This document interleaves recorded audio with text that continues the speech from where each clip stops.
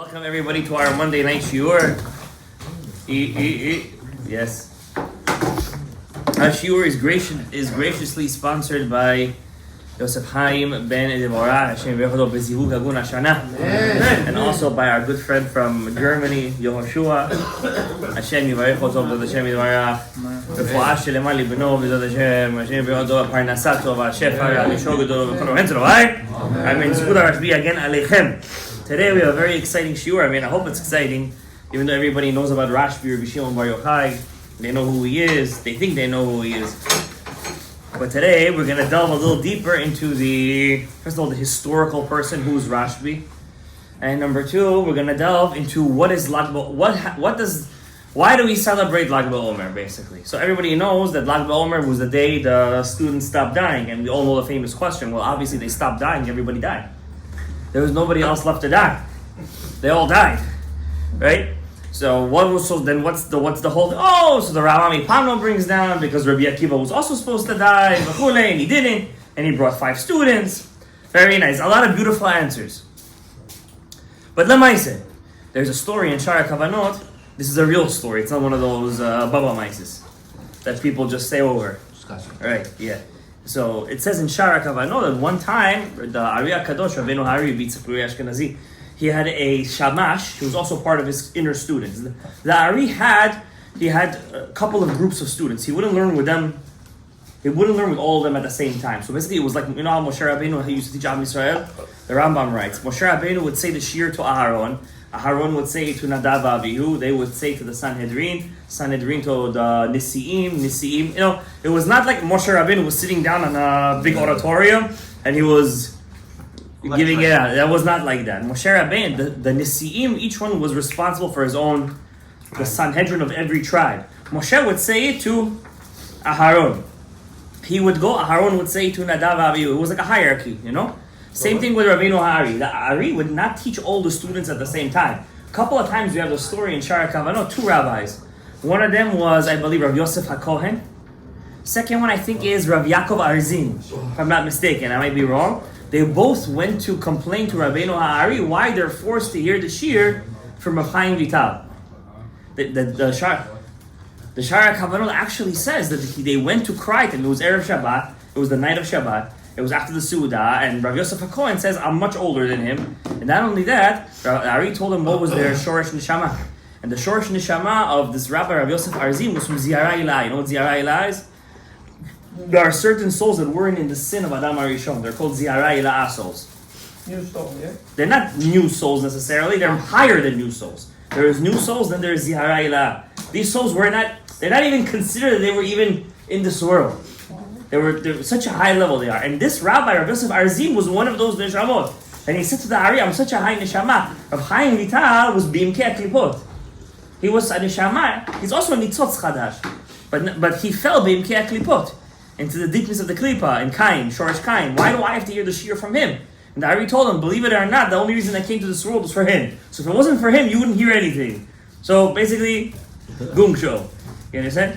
And not only that, the Ari HaKadosh had a shamash. This shamash, remember, the Ari came up to Tzfat. 6 months he was trying to convince Rav Chaim Vital to learn with him. 6 months. After 6 months he finally came. During those 6 months, who was the Ari learning with during that time? He had his own group of students, but he was actually learning under the Ramak. The Shla HaKadosh says, at that time he was learning with Moshe Cordovero. He was learning with him, and we even have in Shar Mamari RASHBI, that's one of the Sha'arim of the Ari, some shmu'ot, some things that he heard in the name of the Ramak, that he actually brings it down in the Shmona Sha'arim. So there is truth to this thing. You know, the famous story goes that Rabbeinu Hari was in the Levaya of the Ramak, and he said that he saw on the coffin, on the bier of the Ramak, an Amud of Esh, a fiery column, and he said only 1-2 people a generation are zochet to such a thing. And over there was another boy. He said, I see the same thing. And the Ari says, you're going to be my domo.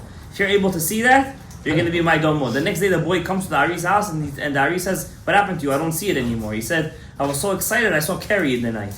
He said, from your gava, you saw Carrie because I told you such a thing? Get out, now I don't want to see your face again. It's a famous story in Shivchei Ari. This is not written in Shar Kavanot. But Rabbeinu Hari was Lag BaOmer. We do have 2 times in Shar Kavanot, it says the Ari went to Lag BaOmer.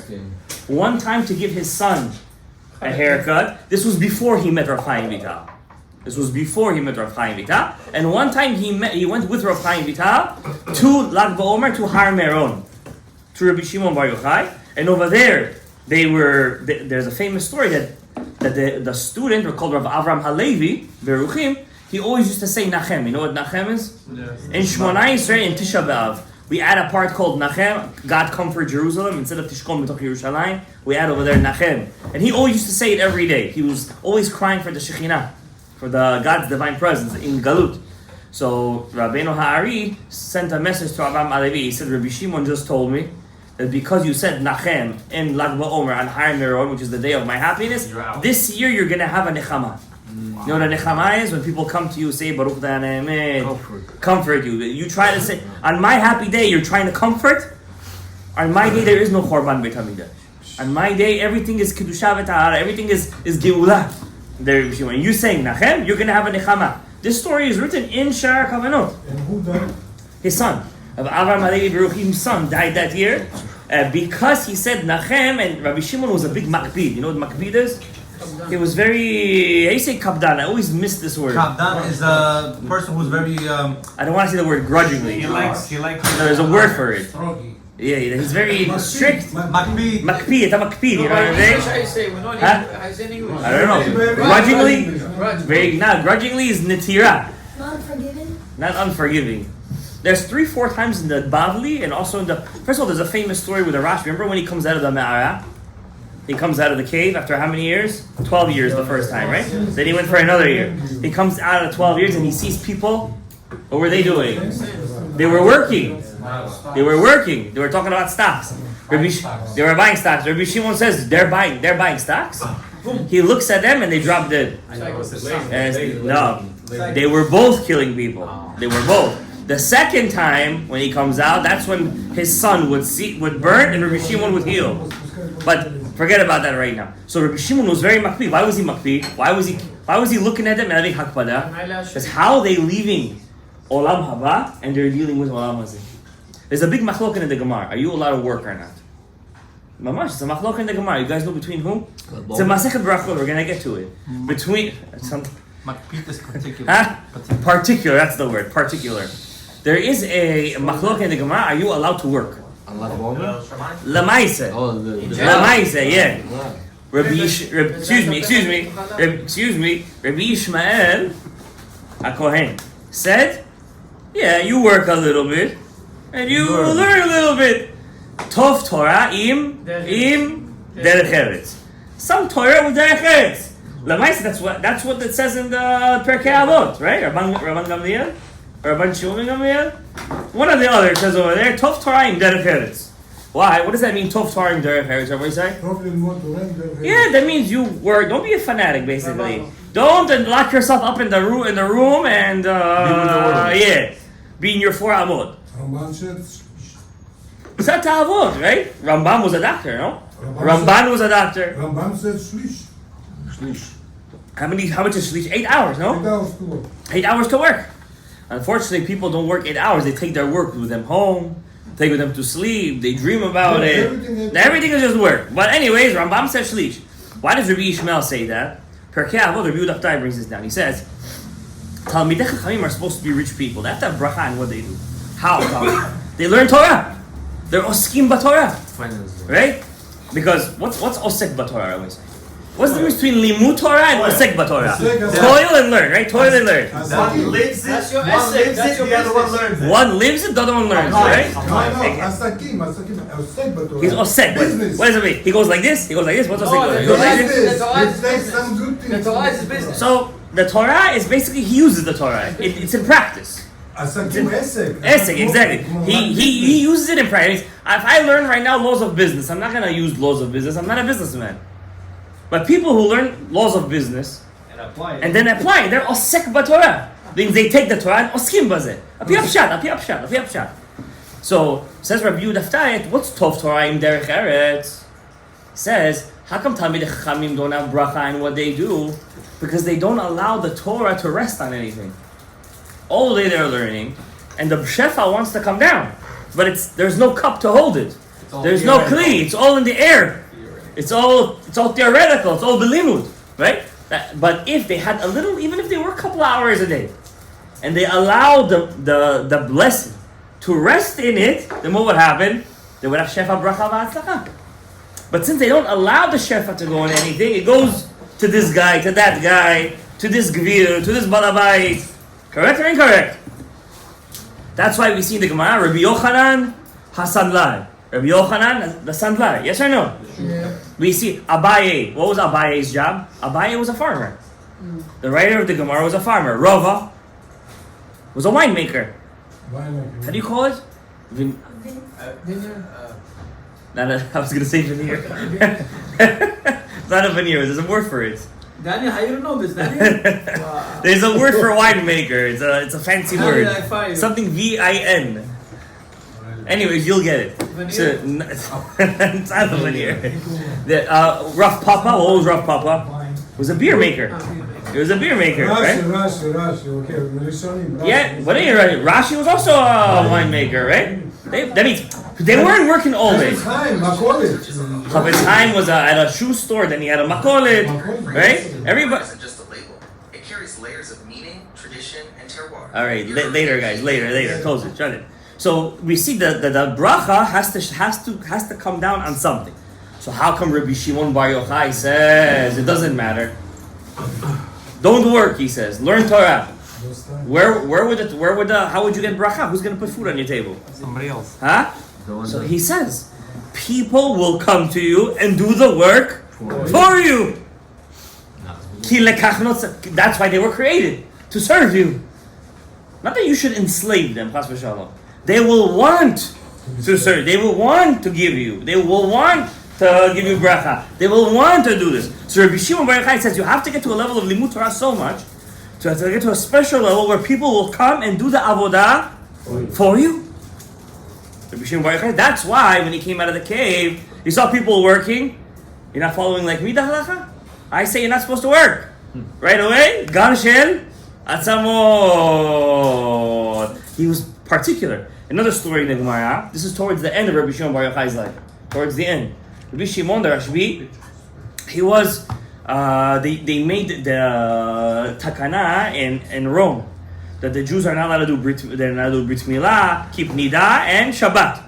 So first they sent Rabbi Reuven ha'Istrobeli. He did a skin fade, shaved off his beard like the Senate used to do over there, and he went. He said to them, guys, you want to have a strong enemy or a weak enemy? Weak. Tell them to do a brit. The brit weakens them. You want to have a rich enemy or you want to have a poor enemy? Poor. Let them keep Shabbat. You want, less money. Shabbat is the day of mishar. You want to have, there should be a lot of them or you want to be less of them? Less. So let them keep Ilchot Nidah 2 weeks out of the month. They're all up of commission. You're right. They ripped up the thing. They found out he was a spy. They brought all the takanot back. So who we're gonna send now? We need somebody milumad banisim. Who's milumad? What's milumad banisim? He's known for. He's not. When Rabbi Shimon walks into the room, you know, Zer Rabbi Shimon margiz mamlachot. He shakes up them. I'm gonna say a couple of personal stories about Rabbi Shimon right now. I hope you're gonna take these stories personally. Whoever needs the Yeshuot, obviously. We all need Yeshuot. They said we're gonna send Rabbi Shimon, but who's gonna go with him? Who's gonna serve him? We're gonna send Rabbi Elazar, the son of Rabbi Yossi. You guys remember Rabbi Akiva had 5 students, right?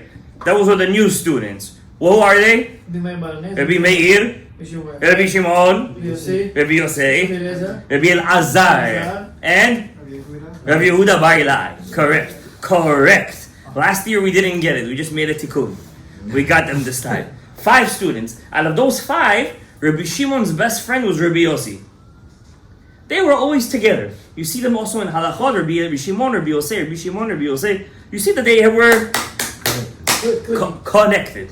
So Rabbi Yossi, not a zug, but he was. They knew each other well. Rabbi Yossi had a son, young boy, Rabbi Elazar. They told Elazar, "You're gonna go with Rabbi Shimon." Rabbi Yossi said, "Don't send him. If he gets angry, he's gonna look at him. Gan shel atzamot. I have one son. Please, I don't. He's gonna come back in a body bag. Don't send my son Elazar." Rabbi Shimon said, "No, I promised you I'm not going to be hakbada. I promise you, let him come." He said, "Please, my son, you're my friend. Don't take it particularly." He said, yes. they go on the boat. In the boat, halacha comes out about tumah v'tahara over there, the dam of Asheretz.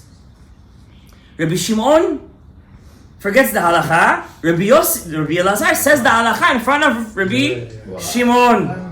He said, you said the halacha in front of me, even though you're right. Since you said the halacha in front of your Rebbe, you're chayav mitah. But because I promised to your father, I'm gonna let you go. Do you understand the particularness over here? Zelo stam. And by the way, you see this also a lot of mekubalim. In general, mekubalim are usually very particular people. There's many stories with Rabbi Hadaya, this, that. They were very, very, how do you say, katil va'anish. When they used to get, because in Kabbalah, my Rebbe used to tell me, there's no such thing as a gray area. It's black or white. There is no middle area. There's no bidi avad in Kabbalah. And so there's no such kind of thing as bidi avad. There's one way, not even a highway. A highway is another way. There's only one way. There's no bidi avad in Kabbalah. There's no, in Kabbalah, there's no such kind of thing. I'm not gonna wear 2 tefillins. It's the highest standard. standard. This is the standard. It's always not just the highest standard, the most machmir standard too. It's the highest standard. Which is interesting because in Gemara, who's the most makil out of the 5 students? Rabbi Shimon. In Chod Shabbat, he's makil like he's throwing out kulas. We don't follow Rabbi Shimon though. It could be that was before the Ma'ara, and this was after the Ma'ara, the cave, the whole episode with the cave. So Rabbi Shimon, by the way, he didn't kill Rabbi Elazar. He wasn't makpid on him. They go to Rome. They get off the docks, Italy, and they see over there a shed. Shin Daled. Shed. Be careful when you go there, you might meet a couple of shedim. They look like humans, but they're shedim. And his name was Ben Tamalion. You remember the story? Ben Tamalion. There's a shed called Ben Tamalion. So be careful not to call his name so much because he might visit us. So Ben Tamalion, he says, I came to help you. And Rabbi Shimon started to cry. Why did he cry? He said to Hagar, the Shifchat Avraham, came 5 malachim, and they sending me a shed? Look at the hakpada. Anyways, Ben Tamalion says, listen, that's what you got. That's what it is. That's what you got. They're on vacation. Yeah, we're on vacation. Yeah, the angels are on vacation. This is my area over here. Coliseum. So Ben Tamalion goes inside the emperor's daughter and makes her, how you say? Manic depressive, bipolar. Manish Gash. Rabbi Shimon comes in, and there was the emperor said, whoever could heal goes into Beit HaMelech, takes whatever he wants, and he rips the takanot, and he takes whatever he wants. Rabbi Shimon comes, he says, listen. Yes. He goes to the ear and he says, Ben Tamalion Tze, Ben Tamalion Tze. Whatever he said over there, the Ben Tamalion came out. She became shfuya barosh. She became normal in the head. They said, B'chavod, go inside. Now he says, Rabbi Elazar said, I saw in the place of Romi, I went in, I saw the 2 amudim, there were 2 amudim that King Solomon made, and they replicated in the second temple. It was called Yachinu Boaz. Before you would go into Sharei Nikanor, so you go into the holy temple, the Temple Mount. First of all, the whole Temple Mount is not holy. You know that, right? It's not holy. Temple Mount is the Harabait. The whole Harabait is not holy. Only the part where the Azara starts. Even a goy technically can go up to Harabait. But not in that section. Exactly. So the whole Harabait is not kadosh. You have to go to the mikveh before you go to Harabait. There has to be some sort of kiddusha, but it's not zav, this, that. Even a zav could go up to a certain point. So you go to the Harabait, then you have first Ezrat Nashim. It doesn't mean really Ezrat Nashim. It means up until here, women would usually go. Then before that, you had 15 steps. Every step, the Kohen would say 1 parak of Shir Lemaliot. Not Shir Lema'al, Shir Lemaliot. For the Russians. He would go up 1 step, say one Shir, the Leviim with their trumpets, do, and they would say Shir Lema'alot. And then you had beautiful gates. Those were called Sha'arei Nikanor. Yeah. By those gates, there were 2 big pillars called Yachinu Boaz. All gold. Yachinu Boaz. They were not gold. Second temple, they were actually made up of Egyptian, if I'm not mistaken, copper. Special Egyptian copper. That's the name. That's the name of it. So this Rabbi Elazar Rabbi Yosef, when Rabbi Shimon went in to rip the The decrees he saw. It's a Gemara Masechet Erechim. So I saw the two pillars of Yachin uBoaz. He says, and I saw the parochet of the Beit Hamikdash, and it still had the blood stains of when Titus stabbed it. I saw it over there in the Vatican City over there, Betoch Roma. And I'm gonna tell you a story that I read. A story. It's a true story by Rabbi Yitzchak. I hope I'm not butchering his name. Bokobza. Am I saying it right? Bokobza? Yeah. Rabbi Yitzchak Bokobza, chief rabbi of Tunisia. You listening? Yes. Chief rabbi of Tunisia. Yeah. What was Tunisia's name back in the day? Marrakesh. No, Marrakesh is next to it. That's Morocco. Carthage. Carthago. The enemies of Rome. Right? You ever heard of the Carthaginian Wars? Between the Punic Wars between Rome and Carthage? Right? So with General Hannibal, how he crossed the Alps with the elephants. Anything? History? Anything ring a bell over here? You remember that? No, that's not. That's the Greeks, Kabul. That's Thermopylae. That's something else. You're off. That's it. You're finished. You're done. Come to my class. We're gonna go over the history together. So he said. So he was in the Tunisia, chief rabbi. The king of Italy. Remember, Tunisia was under Italian rule, like a colony. And Rav Yitzchak Bokobza, he heard that the king of Italy is coming for a visit. This is a true story. It's written in the Hagdama of his book. He writes this himself. And the king of Italy came, and this rabbi, Rav Yitzchak Bokobza, said, I'm going to make him kavod. And he told him, kavod. How you give kavod? You know, the Sephardi Sefer Torahs are very nice. It's embroidered, sometimes it's silver lining, and it has the rimonim, right? It's very nice. So he said, I'm going to meet the king with all the Sefer Torahs. I'm going to take it out, lechot the king. Allowed.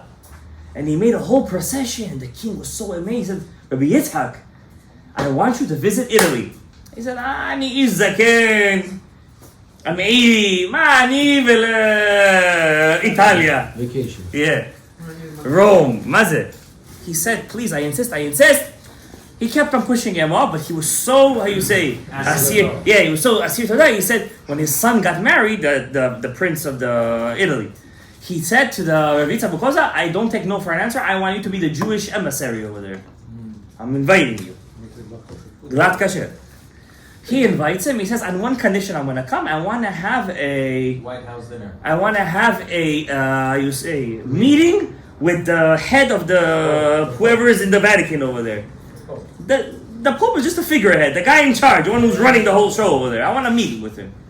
He said, listen, I don't know. These guys are their own mafia over there. I don't know if I can get you a meeting, but you know what?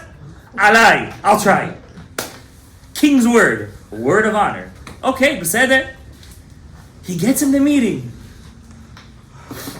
He says, what can I do for the Kvod Harav? He said, I heard, it's written in the Gemara that you still have our temple treasure. Temple kelim, the vessels. He says, yes, we still have them. Remember, for about 50, 70 years, Vespasian, you guys don't know this, Vespasian was the king who built the Colosseum. How did he have all the money to build the Colosseum? From Har HaBayit. He took everything from Har HaBayit. Remember, temples were banks back then. Where would everybody store their money? Where nobody would steal it. Nobody would steal money for the temple amount, right?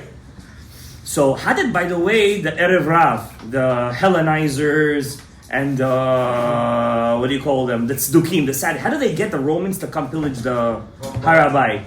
They offer money. They offer them money. And they didn't have money themselves. They said, we're going to show you where the money is. Show me the money. Yeah. What was the king's name? Antiochus? That's why he came to the temple. That's why he didn't destroy the Beis Hamikdash. He's like, oh, this is a free money. This is a bank. I need to fund my wars. Because Vespasian was... Antiochus was destroyed by the Romans. The Romans defeated him and they punished him badly. He needed to get some, revenge. Especially he called himself Zeus, right? It's a whole game of kavod v'kesev over here. The olam stands on three things: ala kesev, ala zahav, ala nechoshet. I always say, if you want to find whatever was going on in the world, just follow the money trail. Where does all the money go? Bitcoin. Yeah, Shkoya. So he said. So he says we have So Vespasian, for about 50 years, he had a museum. Next to the Colosseum, there was a museum, and in this museum, guess what was shown. All the temple vessels. By the way, you're going to go to the Arch of Titus. By the Arch of Titus, there are ruins. Yeah, you see it. That ruins was the museum of the Jewish temple artifacts. Don't cross it though. Why not? I don't know if why you're not allowed to cross. Oh, you're not going to sit there. Go on the arch. Don't go under the arch. Why? There's something there. Don't go on the arch. Don't go inside the arch. Don't cross the arch. Why not? Talk to him afterwards. This is some Ben Tamalion stuff over here. I don't know what to make over here. Because he's about to go up there with take some pictures of the menorah over there. I got the map. Yeah. You got the Ray-Bans. So anywho, yeah. Oh, so he says, you heard you got the time, right? And he tells him, excuse me. He says, yes, we do. He says, can I see them? I just want to see them. And he writes in his Hagdama. He took him down to some crazy part of the Vatican City. Yeah, some special place where they don't show it to anybody. And he said he opened up the curtain for him. He saw it for a second. He said, please close it. He went home and he died. Maybe. So they said, why did he die? From the pain, from seeing the Kilei HaMikdash already 2,000 years in Galut. He couldn't handle it. Nafal v'met. And Rav Yitzchak Barda, he's a rabbi in Ashdod, very big rabbi, head of Yitzchak Yeranen Yeshiva. He writes the story is true. That's what happened. This is a story from not long ago. It happened. What's his name, that rabbi? Rav Yitzchak Bokobza. Bokobza. Yeah. And Rav Yitzchak Barda of Ashdod. How long ago? Ashdod or Ashdod? I don't know. I know you like from How Ashdod. long is this? This story is I don't know. It's post World War II. It's not so far. There's still Jews in Tunisia today, by the way. Anyways, Rabbi Shimon Bar Yochai saw the temple treasuries. It says in the Gemara openly that he saw it. But I just want to make a point. Just because the Romans have the temple treasury, they don't have the Aron HaKodesh. Yeah, nobody knows that. So The Aron HaKodesh is not there. Two rabbis almost found the Aron HaKodesh. One of them was Rosh Yeshivat Bet El. His name was Harav Getz. Rav Getz. And second one was the chief rabbi of Israel. You ever see the picture of 1967 when they liberate Jerusalem? And there's a rabbi blowing the shofar? That's Rav Shlomo Goren. He later on became chief Ashkenazi rabbi of Israel, together with Rav Adi Yosef. Rav Adi was a Sephardic, he was Ashkenazi. They were both digging under the Temple Mount. They got to a certain place, and they said for a fact this was a room, a cave, a tabernacle, under the things that over here is going to be the Aron HaKodesh. And before they were able to do it, the Israeli government themselves, because of backlash from the world, stopped them from coming in. And there's a wall over there that they built that you can't go in anymore. Finito. It's there. Everything is under the Aron HaKodesh is under the Temple Mount for sure, 100%. All of the sources say that. Everything. The original is an The original ones, yeah, probably the original ones are. But the second base of Israel also have Kedusha. Don't forget that. Don't think you don't have Kedusha.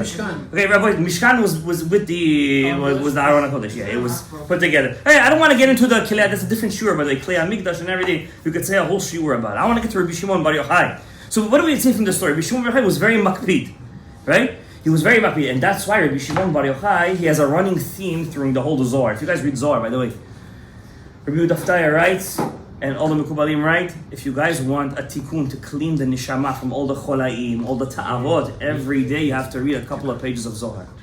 Yeah, tikkunei Zohar or regular Zohar. It doesn't matter what you read. Start and end it. Every day, couple of pages. There was once a dibuk, a rasha, Shabtai Tzvi, Shem Rishayim Yirka. He was a dibuk in a kid. And he said if he goes to the mikveh every day and reads a couple of pages of Zohar, I myself will leave him. Could you imagine what a couple of pages of Zohar could do to a person? It's a tikkun, it's bracha, it's yeshuot, it's mitaken kol ha'cholim. You see, when you do an avera, your neshama has holes in it, has punctures, it's ripped. Those punctures, it takes very long time to heal. And because of those punctures in your neshama, you have ta'avot, you have hirurim ra'im, you have, what else? Kaas. The Zohar is very against kaas. Very against kaas. Kol man de ka'is, kilu ukid nora, the Gehenom, according to the Zohar, a person who's koes, there's the Zohar, Ari brings his own Shari Gilgulim, yeah. I just read a study. The study finds that 1 minute of anger weakens the immune system for 5 hours. 5 hours. Ooh, wow, we're in a bad. Imagine spiritual. That's physically. Imagine spiritually with those 5 two. minutes, 5 hours. 1 minute of kaas. This is our scientists over here. 1 minute of kaas. 5 hours weakens your immune system. It's proven. Of course. What's it called again? There is it releases something. Cortisol. Yeah, it ruins your liver, by the way. So to all the drinkers out there, don't get angry. It's supposed to calm you down, not make you angrier. So Rabbi Shimon Bar Yochai Zohar HaKadosh, when you read it's mitaken. Now who is Rabbi Shimon, Rabbi Yisai? Who's his Rebbe? Where did he come from? What did he do? Talk to me, guys. Who is his Rebbe? Rabbi Akiva himself. What generation Tana he was? What generation? Tanaim started from who? Hillel HaZaken. Hillel HaZaken's student was Rabban Yochanan ben Zakkai's student was Rabbi Eliezer. Rabbi Eliezer Hagadol. Rabbi Eliezer Hagadol's friend was Rabbi Yoshua, and their other friend was Rabbi Tarfon, and their other friend was Nachum Ish Gamzu. They were all friends. Same yeshiva. Their student. That means Rabbi Akiva didn't have one Rebbe. He had 4 or 5 Rebbes. Right? Do you know the special halacha that a person sees scary, you could take a shower and he's tahor for tefillah? That was taught to Rabbi Akiva by Nachum Ish Gamzu. The 9 kabin of water on him, that was taught to Rabbi Akiva and Nachum Ish Gamzu. Rabbi Akiva's one of his Rebbes was Nachum Ish Gamzu. So their student was Rabbi Akiva. Rabbi Akiva started learning Torah when he was 40 years old. He lived till 120. Right? You have Moshe Rabbeinu, Rabban Yochanan ben Zakkai, Rabbi Akiva, all lived till 120. Says Rabbeinu Ha'ari, Moshe Rabbeinu's neshama is a partsuf, it's a system. His 2 hands from the right side is the Kohen, Rabban Yochanan ben Zakkai. From his left side is Rabbi Akiva. And inside Rabbi Akiva's neshama, the ekev, I see the ekev. The heel of his system is Rabbi Chaim Vital. Rabbi Chaim Vital is the last nitzotz of the neshamot of Rabbi Akiva's system, which is the left hand of Moshe Rabbeinu. Could you imagine who was Rabbi Chaim Vital, the writer of the Etz HaChaim? So Rabbi Akiva's student was who? He had 24,000 students. We don't know who they are. Some of them are mentioned in the Yerushalmi. But they all died. We don't have any shmuot from them, nothing. Then he had 5 students, Rabbi Yehuda, Rabbi Shimon, Rabbi Yossi, Rabbi Elazar, and Rabbi Yosei, Rabbi Meir. How do you pray? Rabbi Meir Balanes. In the Yerushalmi Sanhedrin, he put his students in order. In the front, who did he put? The head student, Rabbi Meir Balanes. Rabbi Shimon saw that, he was very makpid, and his face started to turn red. He said, I'm supposed to, like, Rabbi Shimon. So Rabbi Akiva said to Rabbi Shimon, Dayecha. It's enough that me, Rabbi Akiva said, and God, know your worth. You be second. It could be said at Neged Ayin Hara. Many times in the Gemara, they used to put their star pupils in the back of the class. Why? That there shouldn't be Ayin Hara. The Gemara says one time Rabbi Yehuda HaNasi, when he was a young boy, and his friend Rabbi Elazar, they were both sitting in class, and they said these 2 students are so great, we should put them in the front. Rabban Shimon Gamliel says, I have one son, you want to kill him? Move him to the back. So we see that they were very afraid of Ayin Hara. Don't always show off and flaunt your kids as if they're, some kind of a geniuses, because it causes, Rav Nachman Breslam says the pirsum kills the chacham. The pirsum, when you get famous, it already lessens the koach of the chacham. So Rabbi Shimon Bar Yochai was and Rabbi Shimon Bar Yochai had how many students? He had many students. Rabbi Yehuda HaNasi was his student. Many students. But he had 10 students that learned with him Torah Hasod. 3 of those students died in what we call Idra Rabbah.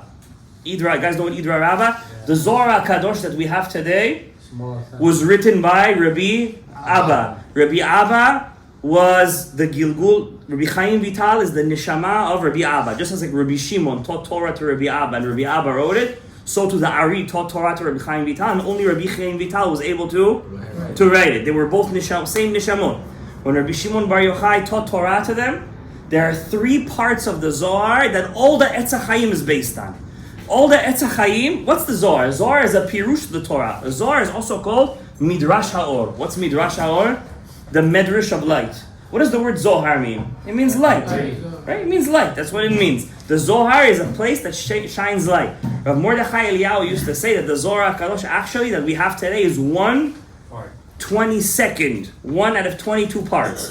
The Zohar had 22 parts. We only have the letter Zayin, which is Zohar. We don't have the rest. It's gone. We actually see sometimes the Rashash and the Ari quote other Zohars that we don't have. They quote them. So it could be they had different texts. How was the Zohar revealed? There's 3 different stories. One story goes that in Eretz Israel there was an Arab. You know how you put food in the newspapers? He was selling hot food in. This is a true story. And they put him in the newspapers, and one rabbi cut the food from him. I don't know how it was Bishul Israel. And he sees over there words of Torah. He says, this is probably Geniza. He opens it up and he says, Amar Rabbi Shimon starts to read. He says, listen, this is something serious. Let me show it to the Rav. The Rav sees it. He goes to the guy. Where'd you get this from? I have some old Jewish books. I use it for the food. Fish and chips. So he says, give me all the things. I'm going to buy everything for you. So that one manuscript was found like that. Another manuscript was inside the King of Spain's archives. There are many, many, many libraries in the world. Oxford, Columbia, in St. Petersburg, where over there you have, guys, listen to me, over 10 million manuscripts of Jewish books that till today haven't seen the light of day. Every day, these books are getting goels. They're getting printed after 500 years, 600 years, 700 years. There is a book that was in the Rebbe. I forgot the Rebbe's name, but they all died in the Holocaust. It's a book called Sefer HaMetzaref. HaMetzaref. This book is all how to connect God's name with the alphabet. Through the alphabet, this thick was, this book. The Nazis came, nobody knows what happened to the book. They killed the whole Chassidut, and they took a whole library with them. The Nazis wouldn't get rid of the books, they would keep it somewhere. There's many, many Sfarim, we don't have them, the manuscripts today. The Zohar HaKadosh, unfortunately, we don't have the whole thing. The Rebbe Mikomarna says that Rabbi Abba ended up taking the Zohar with him to Babylon. And over there in Babylon, he passed it down to the Amoraim, and the Amoraim passed it down to the Geonim. The Geonim passed it down to their students, and it ended up in Spain. And over there was a rabbi of Moshe Di Leon, who started, because he was so poor, he started to sell copies of the Zohar HaKadosh. It got to the student of the Ramban, Rabbi Yitzhak de Minako, and then a shmuah came out that the whole thing is fake, that he made it up all himself. By the time he got back to the house to check if it's real or not, the Moshe de Leon was dead. And he couldn't figure out if it was real or not. But what did he do? Other rabbis, they told Rav Moshe while he was alive, they tried to test him. Like, could you copy the same page for me in different times? And it came out that he was copying the same exact thing. If it was a different book or he was making up from his own mind, it wouldn't have been the same. But there were a bunch of people who said that the Zohar was chas v'shalom, fake. And those people, unfortunately, they're kofrim, because it's one of the parts of the Torah. Today, the Bet Yosef, Shulchan Aruch, Rav Ovadia, the Chida, the Kaf HaChaim, they all say that the Zohar HaKadosh is not just, it's not only part of the Torah, it's Nishmat HaTorah, and the Gemara itself, so Masechet Kiddushin, page 71a, brings down that there are names of God with 12 letters, 72 letters, 42 letters, and over there it brings down over there, what are those names, what are they not, what don't we know today, who passes it down to who. So all these things are written down in the Gemara already. We've had a shiur about this already. Rabbi Shimon Bar Yochai was a master of this, and who did he learn this from? Not Eliyahu Hanavi. Rabbi Shimon Bar Yochai had rebbes. Who was his rebbe? Rabbi Akiva. He also had Rabbi Nechunya ben Akaneh. The Zohar quotes over 40 different books that Rabbi Shimon Bar Yochai had that we don't have today. Manuscripts that we don't have today that he learned from, and he quotes in the Zohar, like the book of Chanoch, the book of Raziel. How did we get the book Raziel HaMalach? The Raziel HaMalach today is not the original Raziel HaMalach. It's not the original one. The original one, we don't know where it is. But Rabbi Shimon quotes Raziel HaMalach. You have the book of Rav Yeva Saba. We have the book of Rav Hamnuna Saba. We don't have these books today. Rabbi Shimon quotes from him. In fact, Rabbi Shimon says, Rav Hamnuna Saba is greater than me. It's greater than me, Rabbi Shimon says. It was an Amora. Huh? Yeah, exactly. There's a book, it's called Otiyot Rav Hamnuna Saba. You see, it's quoted, it's a medrash in the Zohar itself. So, Rabbi Shimon Bar Yochai, all the Etz HaChaim is based on 3 parts of the Zohar. One is called Idra Rabbah. When do we read that? Idra Zuta. Idra Rabbah, Idra Zuta. When do we read that? Shavuot night. Why do we read that on Shavuot night? Because technically speaking, whoever reads Idra Rabbah and Idra Zuta, he just technically read the whole Kabbalah. The whole Kabbalah, the basis of everything, the whole Zohar is Idra Rabbah and Idra Zuta. Then there's a smaller part called Sifra Tzniuta. And all these 3 books were written. Rabbi Shimon got all of his students together. He said, guys, let's go. And in Idra Rabbah, 3 of the students from the Nadav and Avihu, from the connection to God, they died. Until today, if you go to Tzfat, on the way to Tzfat, there is a Ma'aral over there where Rabbi Shimon taught the Idra Rabbah. I was there many times. And right next to it is the kever of the three students, Rabbi Yasa, Rabbi Kiskiya, Rabbi Yosef. They're buried right there. From the teachings of the Idra Rabbah, their neshama came out. So Rabbi Shimon Bar Yochai, what's the secret of his Torah? Torah Hasod is the neshama to the Torah itself. Rabbi Shimon says there are many stories in the Torah. So many stories. Shimon and Levi kill Shechem. Why tell me this? Moshe Rabbeinu hits the rock. Why tell me this? Why are you putting down the leaders of Kali? So why are you telling me all this stuff? Rabbi Shimon says, whoever says the Torah is a history book and a story book, Vaile that he was born. Vaile. That the Torah is full of sodot, secrets, how the sfirot and the mochin work to each other, how Arich Anpin gives shefa to Abba ve'ima to Za to Nok, how there's a zivug, how there's the aliyat man of Rapak Mitzotzot, how the mochin come down, how does it work, when does the keter come down, the chokhmah come down, when is there a partzuf le'ah, Yaakov, Yisrael Saba, Tvuna, Yushurun, Yaakov the first, Yaakov the second, all these things are a system. And when you put the system together, what do you get? Man. In us, we have included all these systems. And when you make a pagam, for example, in the averot, you're pogam in this system and in that system. And when you reach a person in this world or a situation where you need that system, there is a blockage. Because you made an avera in that place. So, chas v'shalom, there is deen in the world. There is deen that reciprocates back to you. Rabbi Shimon taught us, if you don't want the deen to reciprocate you, you have to make a tikkun. Now, the Lag BaOmer is not only a day that we dance with Rabbi Shimon. Most of those people who dance with Rabbi Shimon, I'm sorry to say, they're just dancing for an excuse to dance. Okay? The bonfire. What's the secret? Anybody in here knows what's the real secret of the bonfire? Torah. Torah! Oh, because it's neshama also. The light of the fire! No, because The Gemara says, throw yourself in the fire not to embarrass anyone. Who's that, Rabbi Shimon, huh? No, because a candle. It's a Zohar, yeah. Because a candle is not enough for The the light Shabbat, so you light a fire came bonfire. down to cover the building. The fire came down on the day of his death. No, Right, Zohar himself light. The lights of Fire. the Zohar. We live in a dark time.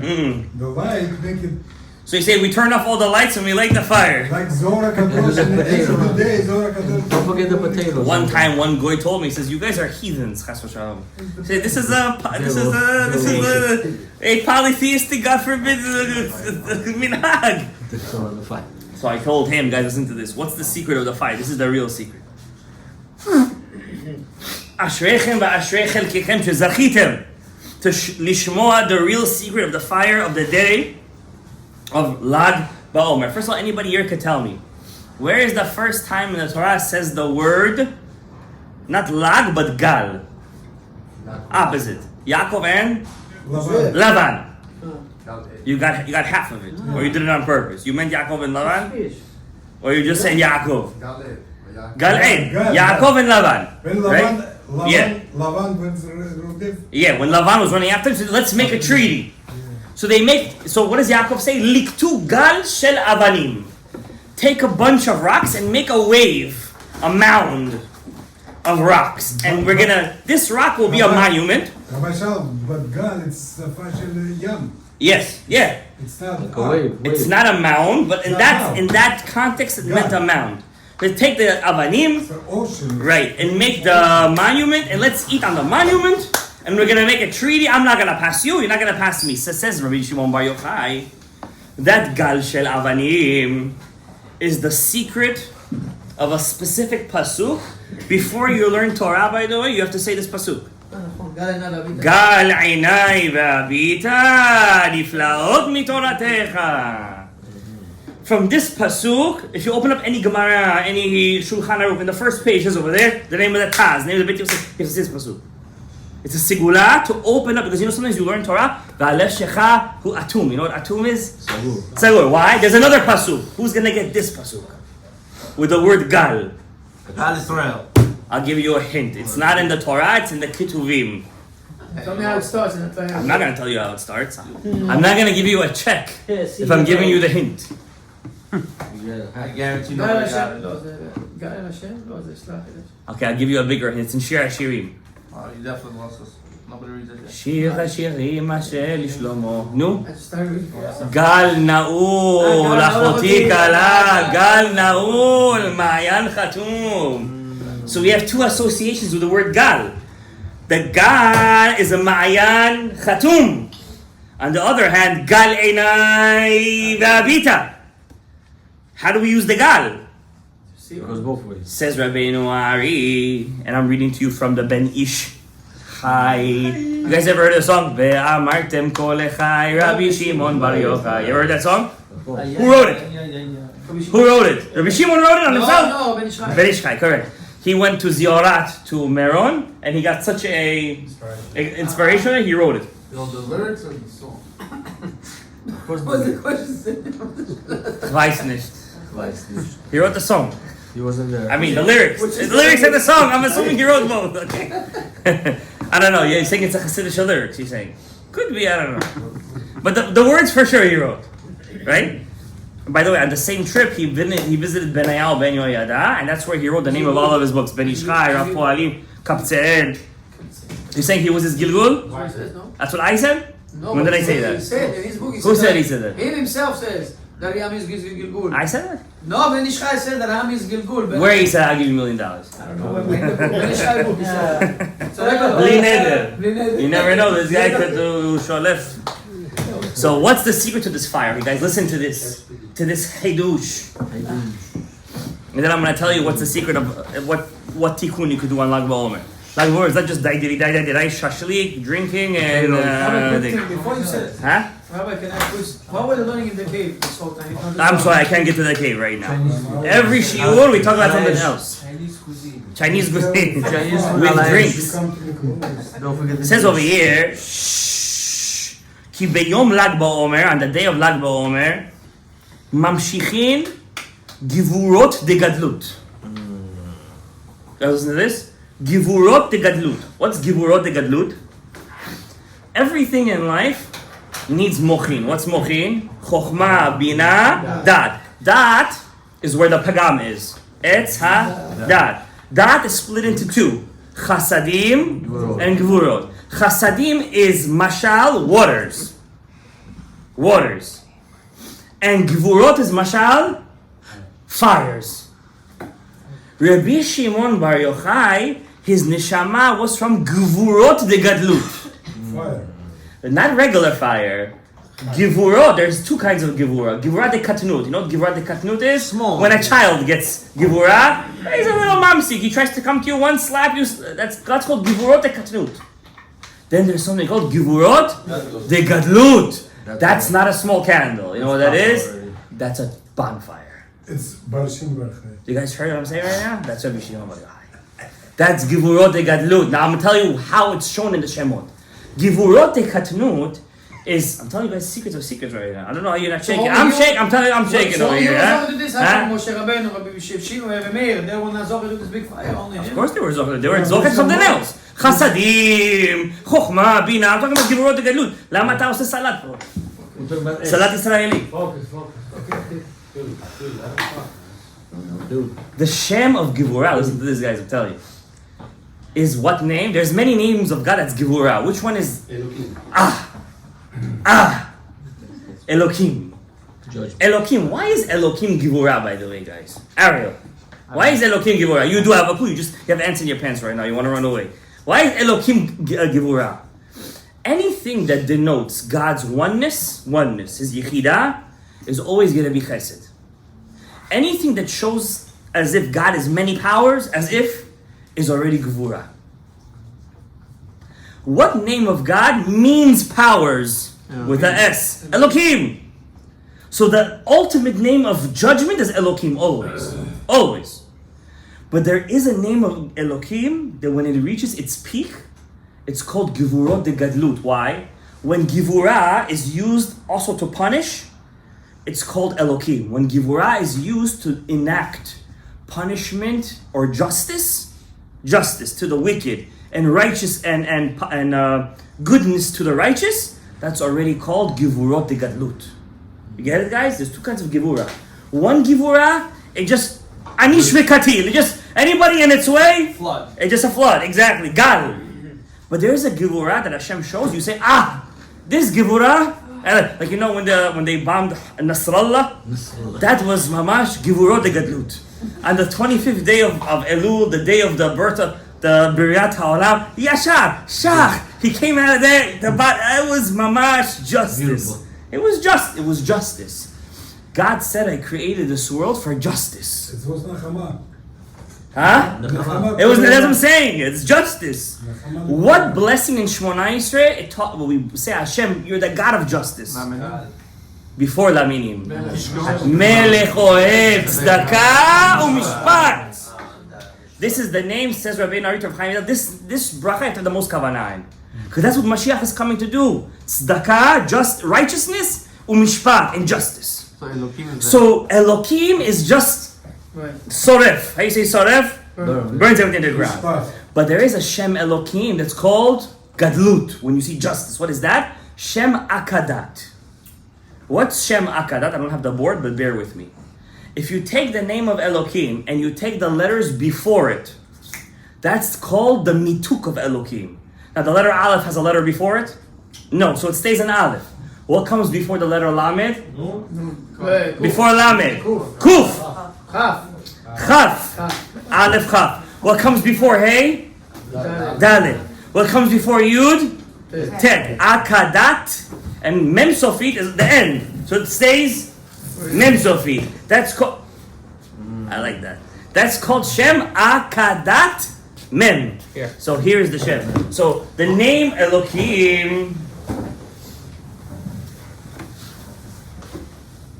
is named Complete Din. It's completing. That's called, it's Gevurot de Katnut. What's Gevurot de Gadlut? When I see the mituk in the name. So Aleph stays Aleph. Lamed becomes, what's the letter before? Chaf.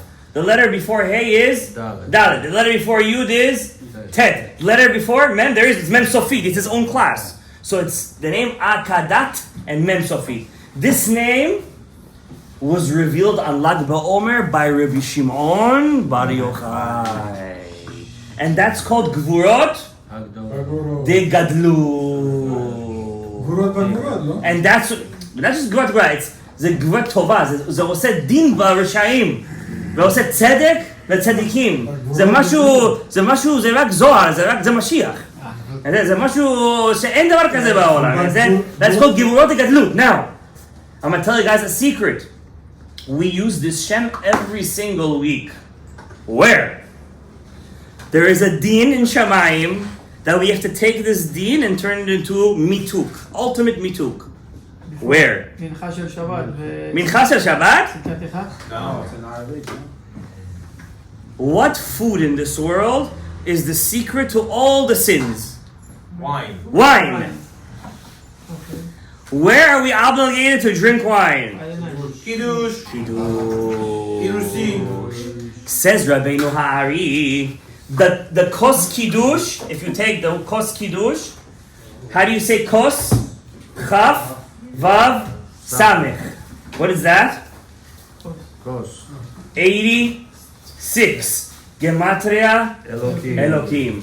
But when your child gives it to you with two hands, and then you only hold it with your right, makpid, only with your right hand, and you have to hold it with the 5 fingers. Not like this, don't be crazy. Like this, hold it. You have to have kavanah. Now the kos kiddush is resting on Shem Akadat. And you're turning the yain to Gvurot de Gadlut. And you drink it, instead of shichrut, you're going to be stronger ba'avodat Hashem. And then with this yain, you have zivug with the, you know what I'm talking about. And then you bring nishamot kedusha to this world. But if you don't turn this name into kedusha with your right hand, then the Shabbat table turns into Torah Tefillin. Everything starts to flip. People are throwing stuff at each other. That's Shem Elokim. That's before Shabbat. Before that happens. True. That's also true. That's complete Elokim. Now, I'm really quick because I know you guys want to leave. I'm having fun, but you guys want to leave. By the way, whoever has the Lashon Chachamim, the Ben Ish Chai has a specific prayer to say that day that to connect with the Shem Akadat. Lag BaOmer, was it? On Lag BaOmer, after Sefirat Omer. Now, 5 things, 1, 2, 3, 4, 5, you're going to be metaken on Lag BaOmer by connecting to Rabbi Shimon Bar Yochai. By connecting to him. You're connecting to Hashem, but the power of the Gadlut, Givurot the Gadlut. Number one, says Rabbeinu Ben Ish Chai, Rabbi Shimon Bar Yochai is Bechinat Yosod Yosef Tzadik Havaya, which means his name is 466. Rabbi Shimon Ben Yochai equals 466. It's the same gematria of Yesod, Yosef, Tzadik, Havaya. Yi Ratzon, Belag Ba'omer, Yitukan, Kol Pegam HaYesod Sheli. Number one. Number two, Bishut Rabbi Shimon Ben Yochai, which is 466, equals 2 times Regel. 233 times 2 is 466. Chas v'shalom, if a person in his previous Gilgul had a pegam of Mishkav Zachor, Chas v'shalom, you know what that is. I don't want to say, there's kids over here. Yitukan Pishkav Zachor. That means just Lag BaOmer itself, by saying Lag BaOmer, Keter B'Shimon can be mitaka in this big avera. You know what that is, right? The rainbow flags. In the merit of Rabbi Shimon Bar Yochai, which is equal gematria Olam HaYetzirah. Any pegam that I made in Olam HaYetzirah, what's Olam HaYetzirah, by the way? Olam HaYetzirah is the world of angels, right? But which part of our prayer is connecting to Olam HaYetzirah? Which part of our prayer? The Zmirot. Baruch She'amar, Hallelujah. It's a very big thing because that prayer is supposed to, how you say, shape your prayer. It's supposed to protect it. And you're talking over there, having shtuyot in your mind, making a pegam there. By Lag BaOmer, you mitaken Olam HaYetzirah. And then my favorite, second to favorite. In the merit of Rabbi Shimon Bar Yochai, which his name equals Kiseh Shechina, Yitukan HaPegam BeKiseh HaShechina. God's divine name rests on a chair. This chair is the last letter Hey, the Shechina. What is the pegam in there? If a person chas v'shalom makes a pegam in the letter Hey in tefillah, or he has a wife, he makes pegam in his wife, the zivug was not correct. יש הרבה דברים, עכשיו אני אפתח לך ייחודים בשבילך? אתה רק תדע, אתה מתקן פגם כיסא השכינה. First you get married, then you worry about And the last thing is, take the Ben Ish Chai's word for it. Don't take my word for it. I'm just over here. Could you imagine 100 years later and we're still speaking this Torah? That's called living forever. Who remembers Rockefeller, Carnegie, Vanderbilt? Who remembers these guys? I remember him, but I'm a history teacher. Who remembers? These guys were so rich. All of the oil in America was by this guy. All gas. Who remembers him? Now he's a state park. That's it. It says over here, Bishut Rabbi Shimon Bar Yochai, which equals 466, which is the gematria of Hirhurim. Yitukan kol hapegam behirhurim ra'im sheli. Zeh chazak. So therefore, Rabbi say, this year, don't just say. How do we tap in, guys? It's a Yom Kadosh. Don't waste it. Read Zohar. Read the thing. Say the tefillah. You can come take a picture from me. You can buy Yalchon Chachamim yourself. Give tzedakah. Go to the mikveh. Wake up a little earlier. Do something. Pray nets. And I want to say, guys, B'ezrat Hashem, May 25th, Bli Neder, coming over here. We're going to do a big tikkun over here. Tikkun of before Shavuot for many different averot. So stay tuned, B'ezrat Hashem Yitbarach. And B'ezrat Hashem, may we all have a blessed Lag BaOmer. Gal Einai v'abit and K'vim Toratecha. May Hashem bless the sponsors of Shiur. Everybody over here with bracha, rebacha, tzaka, parnasa, refuah, yeshuot gedolot, v'kol habrachot, v'kol hayeshuot, v'kol hasavet, right?